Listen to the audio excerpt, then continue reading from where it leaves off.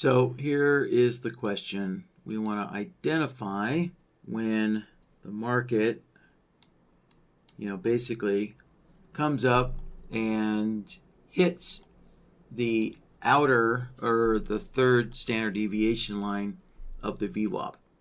Or this could be any indicator, right? This could be the Bollinger, this could be the Keltner, whatever indicator, you want to use that has bands, or this could even be a moving average, right?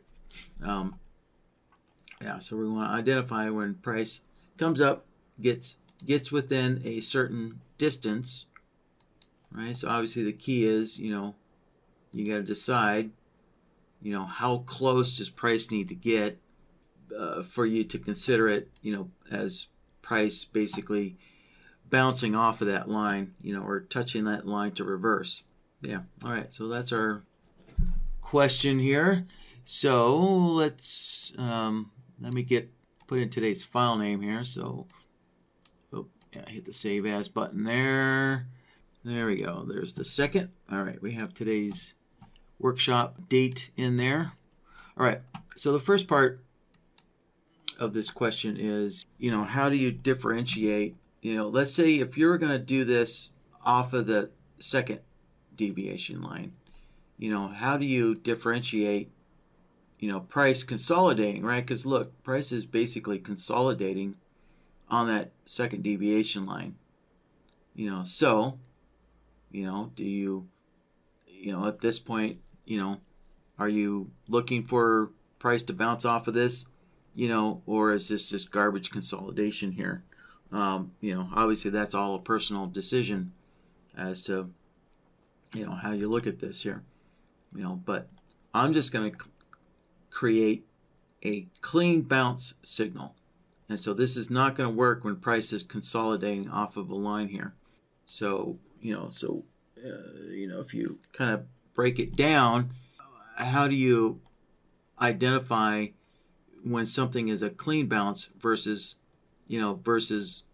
not getting those bounce signals when price has been consolidating on a line? So obviously, before price comes up and touches, your indicator plot, you've got this period beforehand where price is a minimum distance away. So that's how you kind of identify this clean, from this consolidation, right? There is no, right, price is basically on or, right near that line versus over here, several bars back, price is has some kind of minimum distance away there, right? So like up here, right, we have this kind of clearance, all these bar prices, have this minimum clearance there, right? So that's the first thing we're going to check for here. So actually, no, I'll do that second. Yeah, first let's identify. Yeah, let's get rid of that.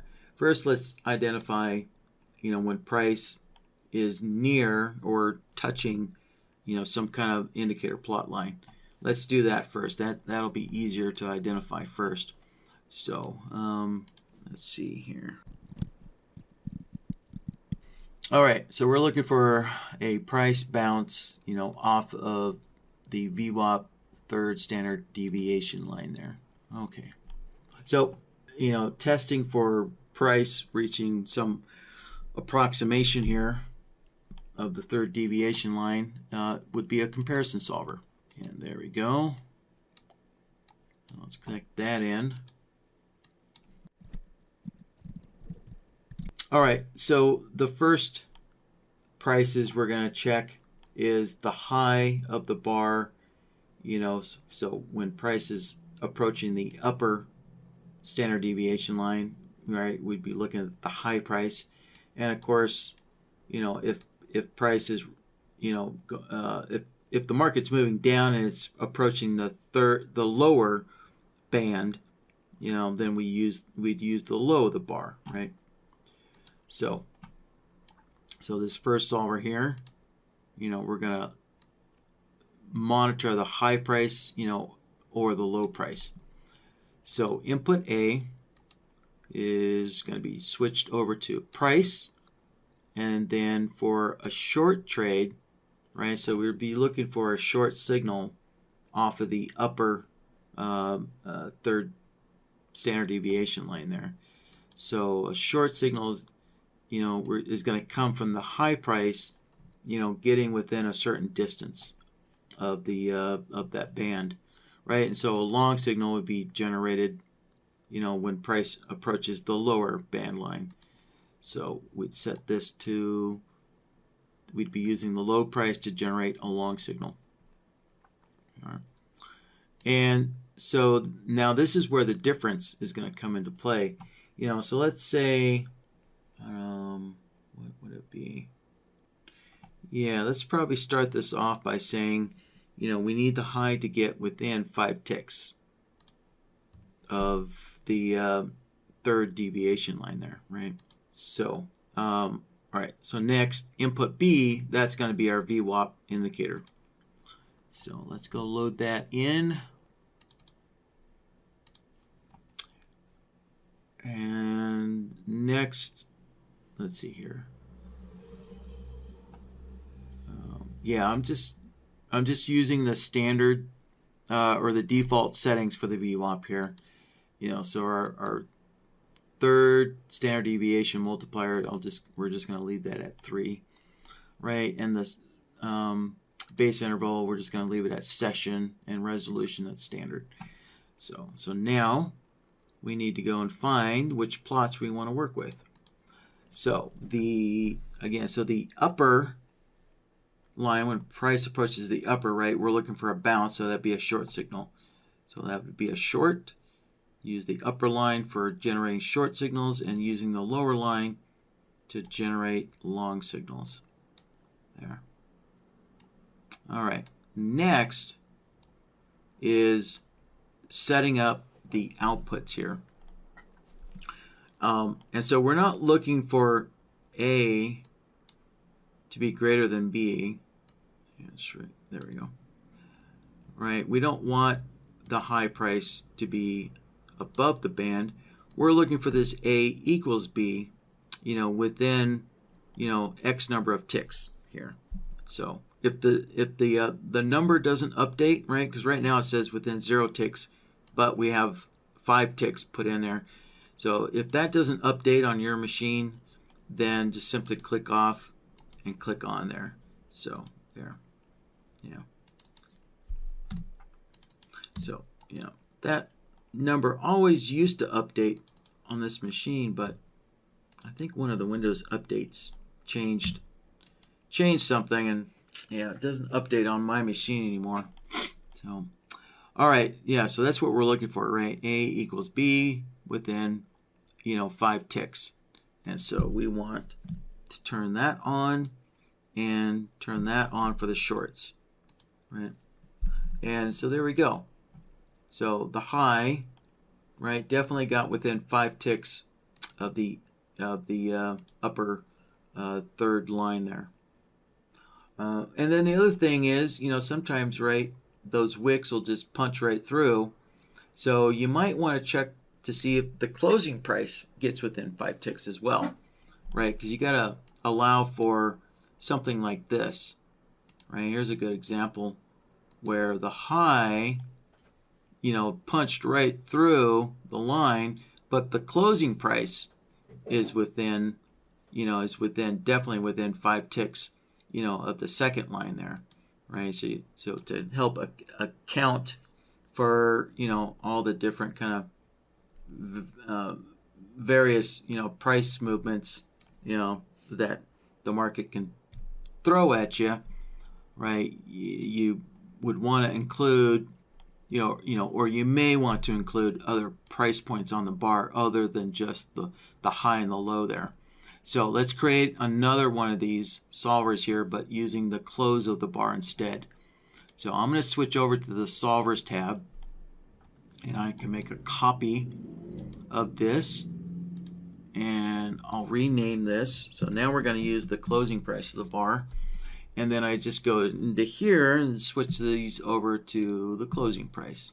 like so. All right. So there you go. So now let's go back to the logic board and now go down to the existing nodes, and there's that new comparison solver set to the closing price of the bar. So let's drop that down on the board, and these two nodes,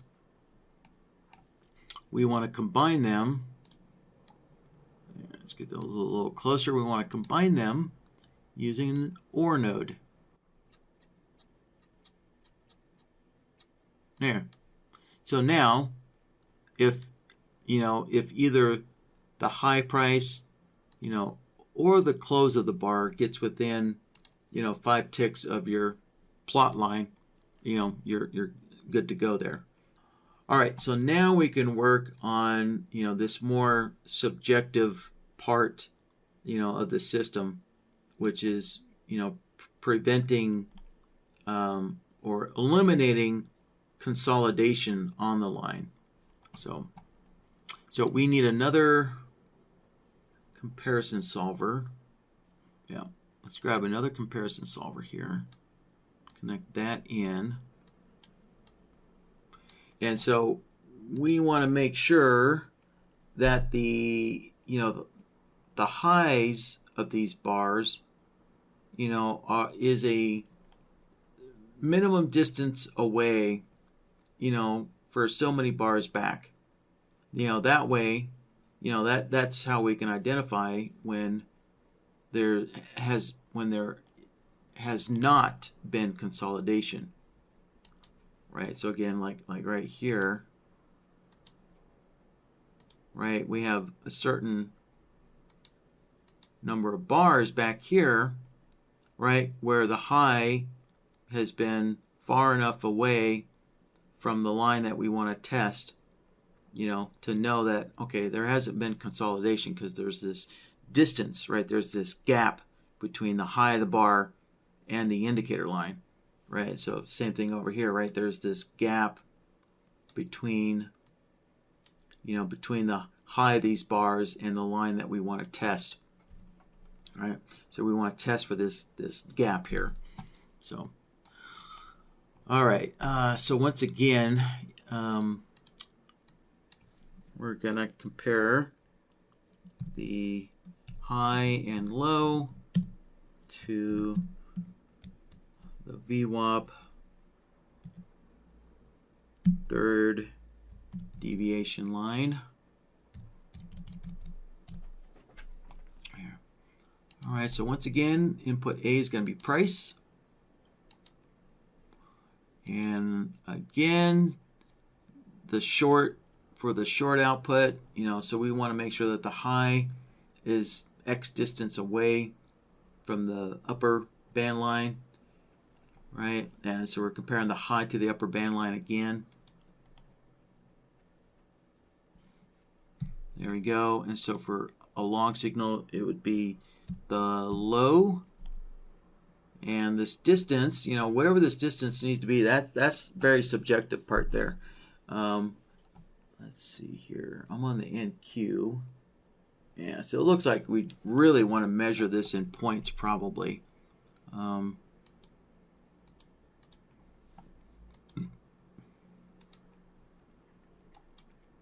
So, all right, so I'm going to switch the measurement units to points, and yeah, it looks like, at least in this specific case, it looks like, that's 15 points, but, in other situations, 15 points might be a little too much. That's the subjective part that you have to figure out, for whatever instrument and, however you want to, trade this system here. So I'm just going to put in 10 points and call that good for now. All right, and then input B, again, that's going to be our third deviation line there. So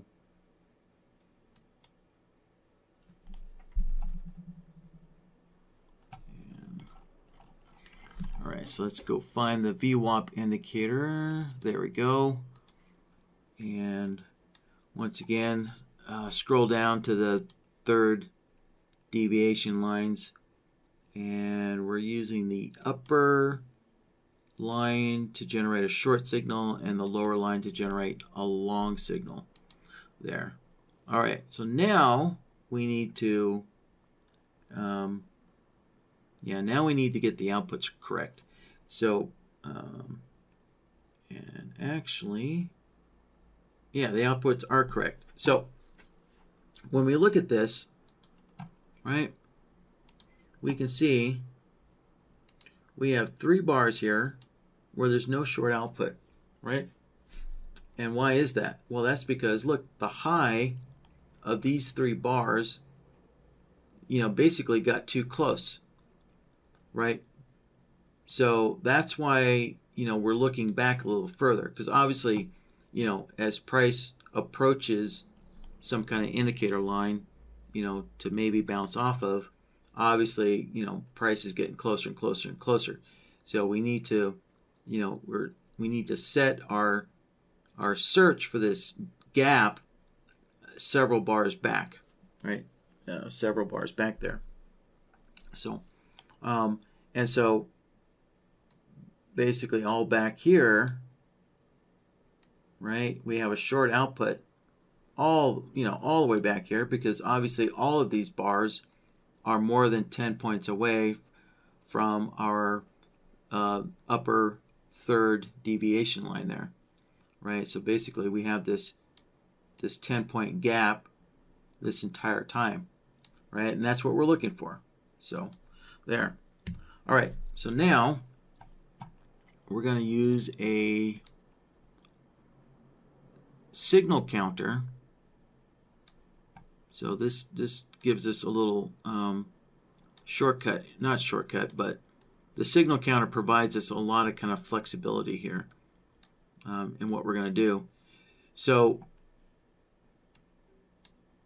so here's another subjective decision that you have to make.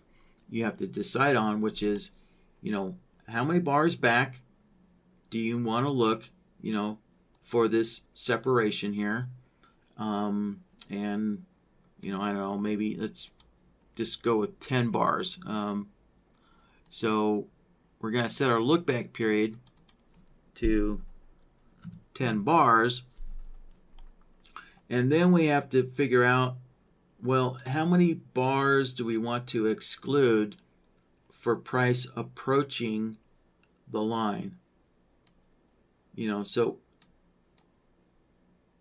So when price actually touches the line, how many of these bars might there be where price is basically getting really, really close? In other words, price is getting, within that 10 points of separation that we're looking for. How many bars could that be? And that could, I don't know, I guess easily could be, we already know that that's 3 bars, right? When I connect this up, right, we can see, as I had before, no, actually we had 2 bars. Yeah. So obviously the bar that touches doesn't have that 10-point separation. And in this case, the second bar, right, the second bar back didn't have that separation. So how many bars, including the bar that touches, how many bars might not have that separation there? And so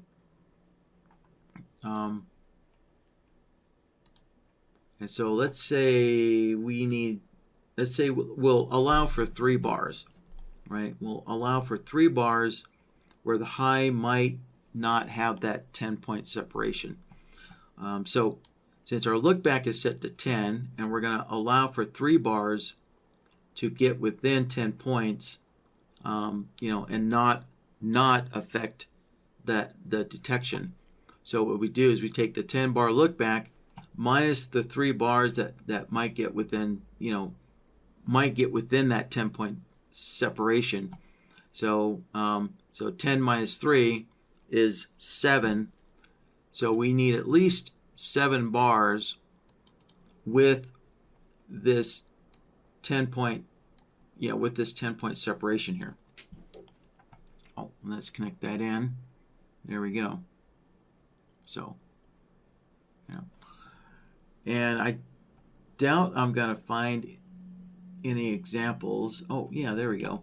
Yeah, so as price continues on here, right, obviously, let's see, I think I'm going to try and set my circle here to 10. Actually, let's use a square. There you go. There you go. Click. There we go. Okay, so this square is approximately 10 points high. So we can see, right, as price basically comes up and hits our third deviation line, then price is basically, no longer has that 10-point separation from there. And so eventually, we can see down here, right, the short output begins to diminish. And actually, let's change the output style from analog, right? So, so you can see that as price no longer has this 10-point separation, right, we're getting this analog kind of output here where the short output diminishes. But most people want to see it in digital format there. Yeah. And so now we can see that when we get to here, right, when we get to this point, we no longer have that 10-point separation, right? So we no longer have 7 bars out of 10 bars, with this 10-point separation there. Yeah. So that, this comparison solver and this signal counter, helps us, identify this separation prior to price, moving up and touching your line there. All right, so we need to combine this with the touch logic. All right, so here, let's rename this OR node here.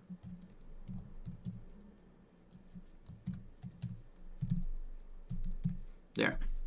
All right, so this is, price touching the line. Connect that in.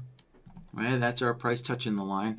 And this is identifying, the separation beforehand. So now we need to combine them with an AND node. Let's connect that in and connect that in.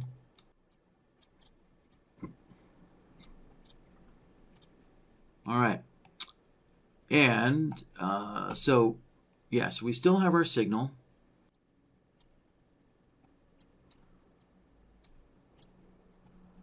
Let's see, yeah, like right here, price didn't get close enough. Yeah, so basically the height of this bar was nearly 5 points away from the deviation line, so price didn't get anywhere close enough. So again, that's the subjective part. So, maybe 5 ticks is too tight. Maybe you might want to loosen it up to 1 point or 2 points. That's the subjective, part of this that you'll have to figure out for yourself there. Here we go. So, this is kind of a bad example, but you notice how price comes down, right? And it's basically sitting on the third deviation line here. Obviously the VWAP's just starting off, but this does illustrate, that we don't have that separation, right? We don't have that 10-point separation, for a minimum of 7 bars. So we never did get a price touch out of that. If I connect up the OR node, then we had all kinds of bars touching the lower right deviation line there, but we never ended up getting that 7, that 7 bars of separation there, right? So that's why, that's why we never got a signal when price came down and touched the third deviation line there.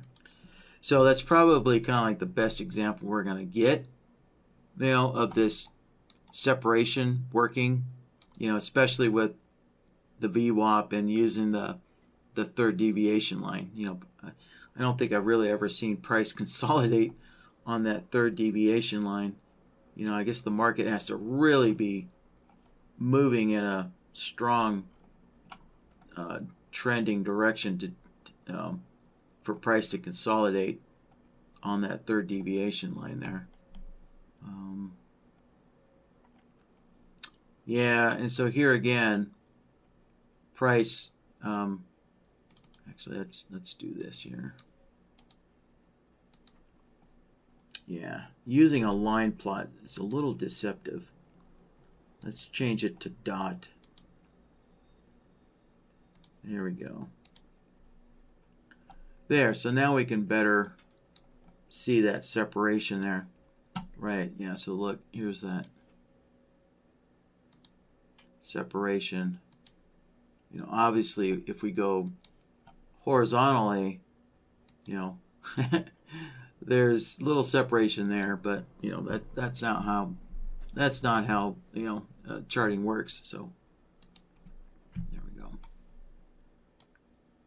Yeah, once again, that 5 ticks is really narrow. That's all right. So I'm gonna go in here and let's adjust this out to maybe 10 ticks.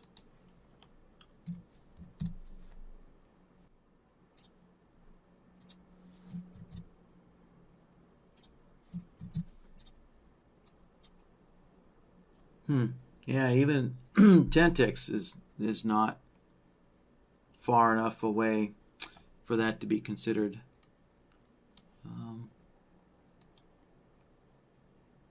Wow. Well, all right. I'm not going to keep futzing with this.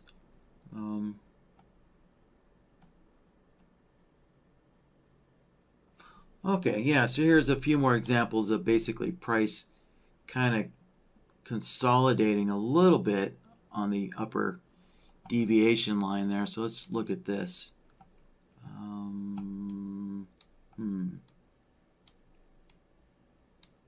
Yeah, so no signal because, this is the early development. So basically, well, not basically, but definitely, we don't have that 10 points of separation yet, because because the VWAP is developing. So, so basically we know that this part of the logic, confirming that separation is working correctly. So, all right. And so let's get back to kind of wrapping this up. So we're almost done. There's one more condition we need to look for. There we go. All right. So we have our touch. And next we need to look for this down bar, right?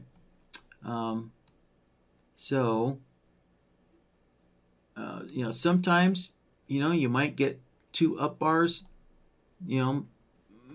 maybe even 3 up bars before price reverses. You just kind of have to scan through your charts and see what different kind of variations the market might throw at you. So we'll make this a little more flexible so that maybe you might, so once price touches, you might get a second up bar and then you'll get a down bar, right? So we'll allow for one extra up bar after the touch, right? So just imagine that this down bar was actually an up bar and then we got our down bar, right? So to create that that allowance there. Let's see. Let's just let's just use a signal extender,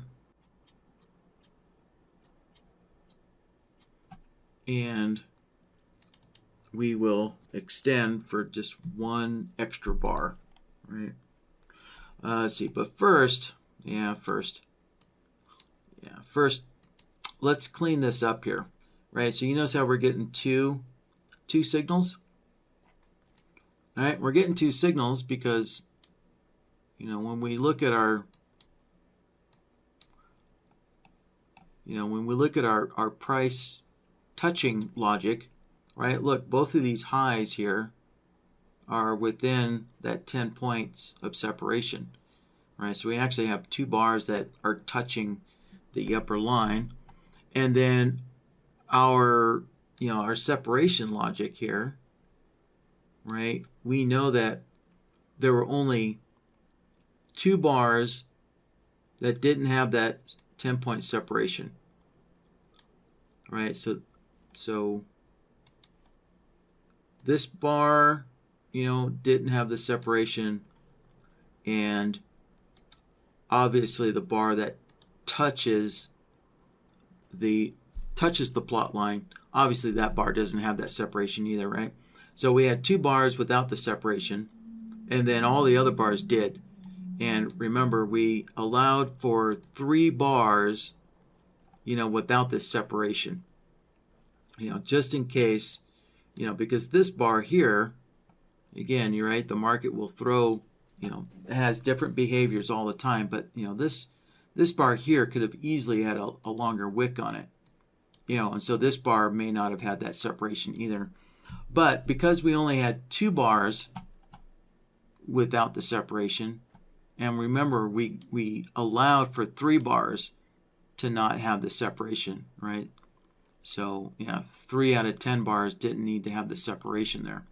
So that's why we have this extra signal afterwards. So what we'll do is we'll clean this up with the signal blocker.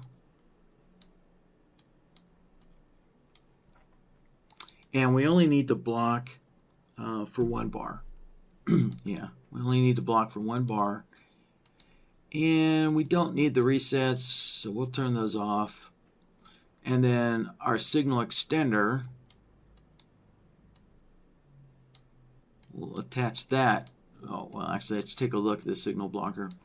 There we go. So for the signal blocker, right, we just now have this one clean signal on the first bar that touches, right? And and then we'll extend it by 1 bar. There. All right, so there is our proper 2-bar extension after the price touch in case we get 2 up bars. So now let's look for, you know what? We need to extend for, 2 bars. There we go.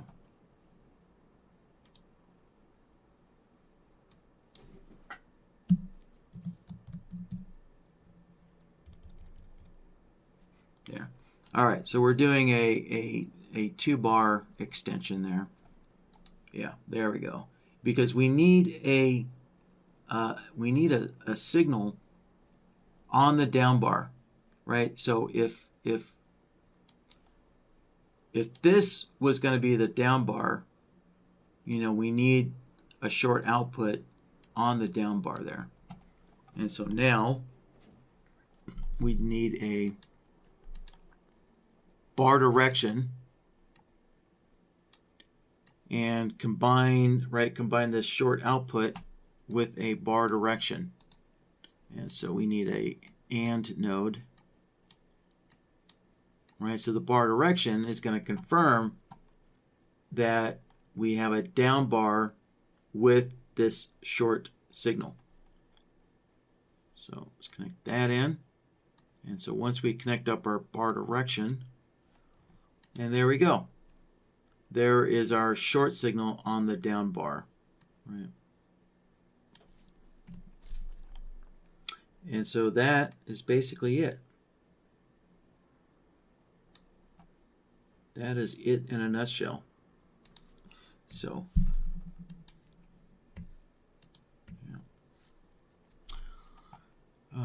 there's several other kind of price bounce videos out there that kind of explain this.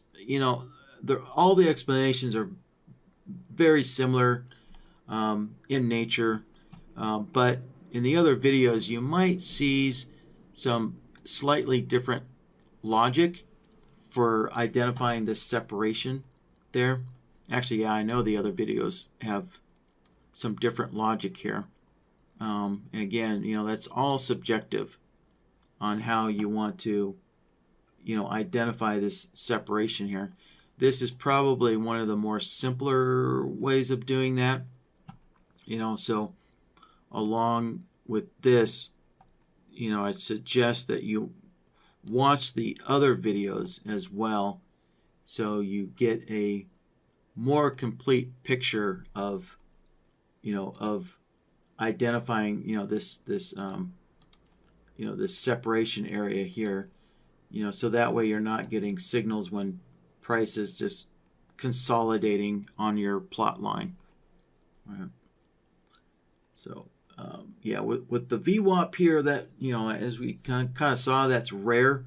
But if you're looking for a bounce off of a moving average, then it's very common to have price consolidating on your moving average. And so I think most traders don't want to get a bounce signal if price has been consolidating on their moving average. Right. So yeah, so let's go. Yeah, so let's find those other videos here. So I'm on the training workshops page again, right? So go to support training workshops, take you to this page, and then in the recording section here, I'm just going to type in the keyword, actually let's do price bounce. Yeah, I was just going to search for bounce, but let's do price bounce. And so there we go, moving average price bounce signal. Oh, and this one's using the support resistance solver. Yeah, support resistance solver, off of a moving average there. Yeah, so there you go. There's another approach, and yeah, the support resistance solver is going to have other advantages and disadvantages. So maybe maybe you might decide using the support resistance solver, works a little better, in your situation, versus, so here, so in this system we used two comparison solvers, right? These two are comparison solvers here. So there's, oops, there you go. So there's another approach. Oh, cool. Oh, here we go. Look at that. So Chris Lassen over at Lizard Trader did price reversal pattern off of the VWAP. So cool. Yeah, there's another. I guess that probably is another good video there. Although I wonder. Yeah, I guess the question is, was he using BloodHound in his video there? I'm not sure.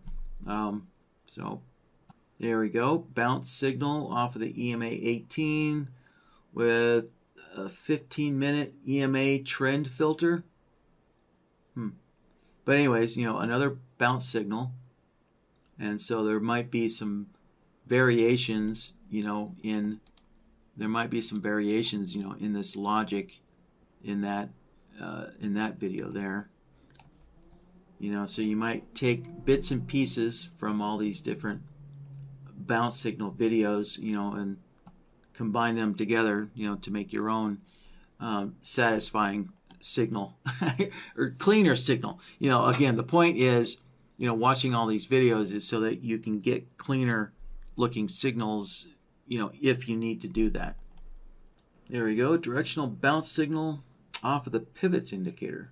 And, I guess, you should probably add, if you wanted to kind of clean this up, we could add a time filter, right? So we know that the VWAP, let's see, the VWAP's resetting when the market's closed. So we could, we could add a time filter to this so that we don't see these signals when the VWAP resets itself. Let's see, pop that there. So we're going to use the threshold solver here, and I'm going to connect. Well, actually, let's connect it to the result node to test it first. And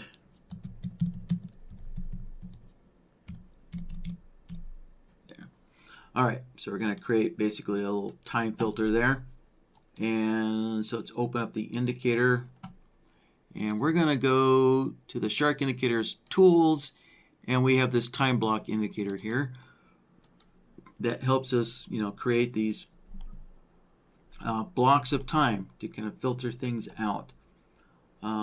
So here we go. So this is 9:30, set for Eastern time, right, to 4 p.m. So it defaults to the Eastern time zone. So if you're in a different time zone, you'll need to adjust these times for your time zone there. But I'll leave it on the Eastern time zone here. And so what we want is between times, right? So we want to allow these signals through in between the start time and the end time, right? So we want between times. So if I select on that, and let's see here. Sorry, I didn't finish up here. So there we go. So I got the indicator put in. So now I need to set the long and short outputs. So there we go. Set it like that. There. Okay. So there we go. That is 9:30 to 4 p.m. Eastern time transposed onto my, well, actually, it's 9:30 to 4 p.m. on my chart there. So with that, let's see. All right, let's connect our connect our AND node back up, and then let's connect in our time filter, and there we go. All right, so now those signals went away there. All right, there we go. One last little extra step there just to polish it off. Okay, so I think that does it for that topic.